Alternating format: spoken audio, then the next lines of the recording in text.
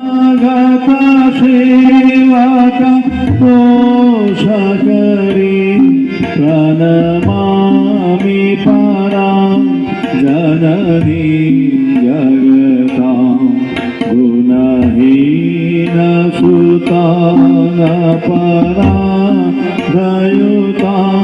कृपयाद्य समुद्धर